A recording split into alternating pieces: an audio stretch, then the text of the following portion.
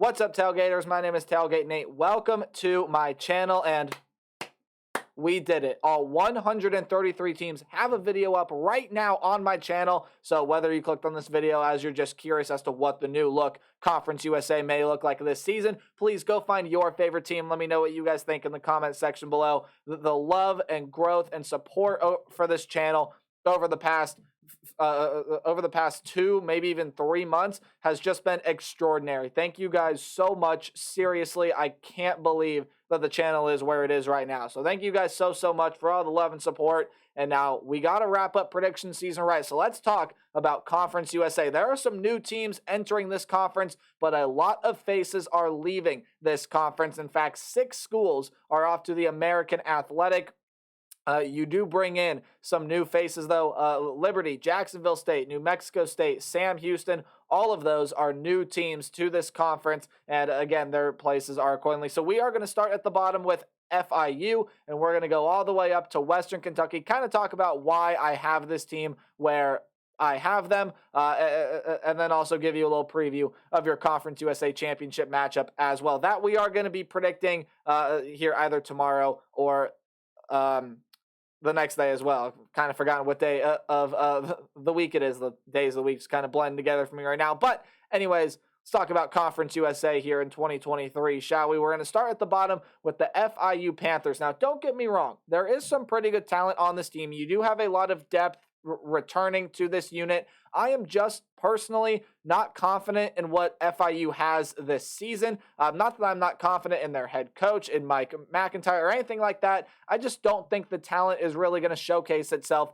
on the field this season, which is why I have them at 1-11, being one of the worst teams in college football this season. You lose a couple stud pass catchers. You lose some great talent defensively. And for the Panthers, I just think it's going to be a big-time struggle year for them. And that is why I got them down here towards the bottom, or I should say at the bottom of Conference USA this season. Moving on up, hey, we got one of the new teams that's joining Conference USA, and that's joining the FBS ranks as well. It's Sam Houston State. The Bearcats, spelled with a K. Yes, spelled with a AK. I just think are going to struggle this year. I know a lot of people seem to think that this is going to be like the 2023 version of James Madison here with Sam Houston State. And while I do think they have the coaching staff and they have the talent to do so, I just think while the level of competition is not the highest in college football in Conference USA, I just think that again, you like to enter the FBS play with some momentum. James Madison did it. Even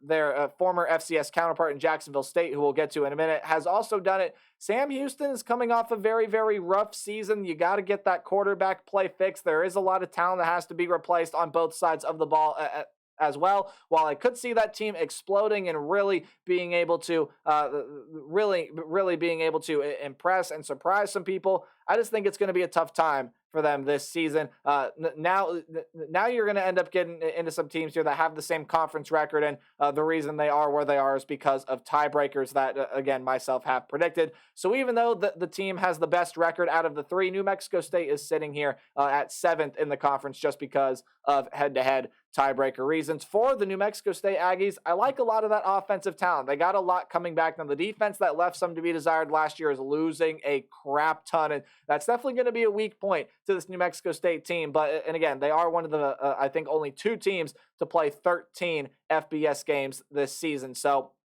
when I take a look at New Mexico State this year, I really like that offense. I think that offense is going to get them moving. But the defense, pretty lackluster for me. It could hold them back from an even better season. But Jerry Kill and company, I'm very, very confident in. So New Mexico State, I do have walking into a bowl game here. Again, sub 500 record, but still a bowl game appearance nonetheless at 6-7. You move on to, again, as I mentioned earlier, another new team to the FBS ranks in Jacksonville State.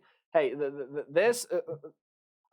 I know a lot of people are talking about Sam Houston State, right? This could be a team that proves to be the James Madison in 2023. I think people are overlooking this Jacksonville State team.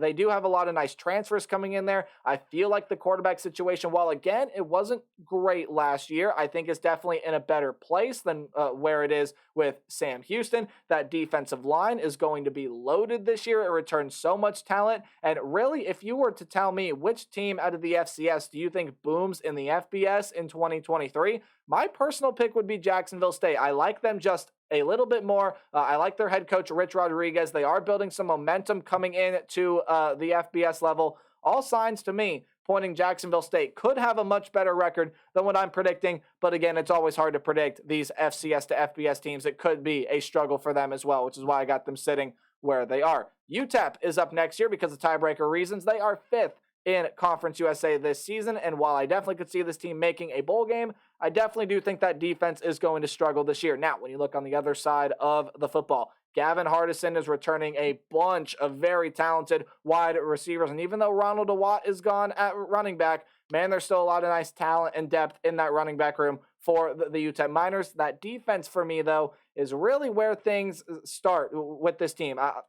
I think a lot of UTEP fans know that the offense is going to be good, and you can rely on the offense. That defense, in my opinion, though, definitely has got to take some steps in the right direction in order for me to really trust them more moving forward. So UTEP, I do have missing out on a bowl game, but they'll be a fairly competitive team here this season. So now on to some more teams that I have making a bowl game this year. Middle Tennessee, I have making a bowl game. Now, that is interesting to me.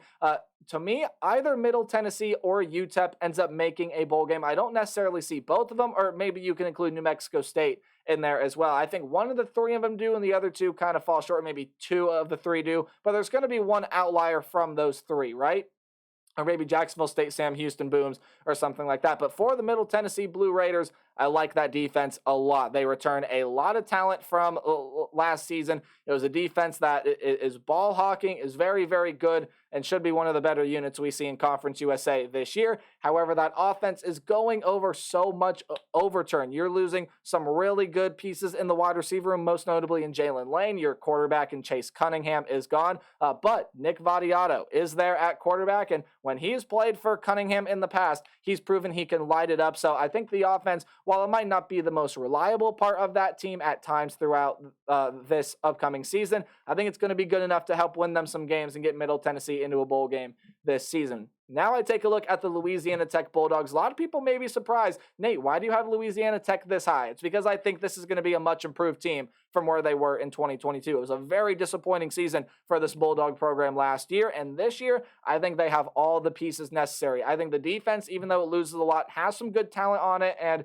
well, again, it might not be one of, if not the best defense in Conference USA. I think it's going to be solid enough to help them win some games, but that offense is what you should get excited about as a Bulldog fan. Hank Bachmeier is coming in at quarterback, the former Boise State Bronco. A lot of talent is around him at the wide receiver and running back positions, respectively. Louisiana Tech, I think, is going to have a very good offense this year if Hank Bachmeier can kind of get out of that funk that he had last season at Boise State before he decided to go ahead and ship it out and transfer out. But Louisiana Tech, I think, has all the makings to have a bounce back season, and I think they're going to be a pretty solid team here out of Conference USA. But in my humble opinion, there are no two teams better in this conference this year than Liberty and Western Kentucky. We'll start with the Liberty Flames because they definitely are, shall I say, the more unproven team of the bunch. Not based on what they've done in recent success, but they're coming from the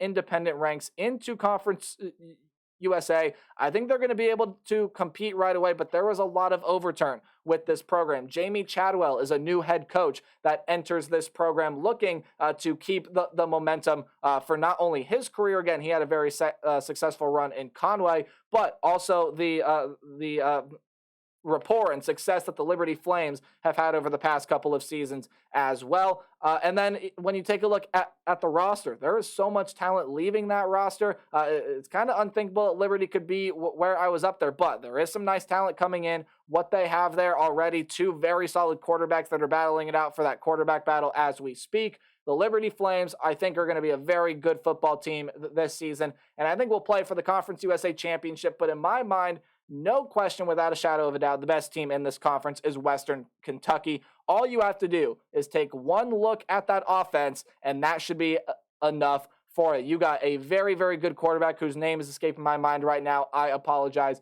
sincerely. You got that wide receiver in Corley coming back, and there's a lot of other talent in that room as well.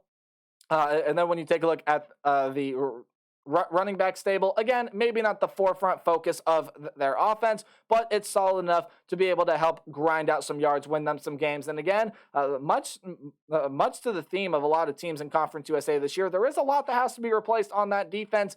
But that offense is going to be so explosive. I don't think a lot of defenses, and I don't think any defense in Conference USA surely is going to be able to stop it. So I do have Western Kentucky rounding out the top of Conference USA, which leads me to believe that Western Kentucky and the Liberty Flames will be playing in your Conference USA Championship in 2023. Now, again, I definitely think that is your Conference USA Championship. The rest of the standings could be jumbled around a little bit again. Even though Jacksonville State, Sam Houston can't play for a bowl game and they can't make a conference title game, maybe you see them jump up the leaderboards. Maybe New Mexico State takes that jump. Maybe Louisiana Tech is going to be even better than what I'm thinking them, or maybe they're worse. They drop down. UTEP jumps up. There's going to be a lot of jumbling, and this conference is much like what the Big 12 was in prior seasons prior to this one. Everyone is going to play everyone. So you're really going to get a taste for how everyone matches up against every single team. Should be an interesting year, to say the least, in Conference USA.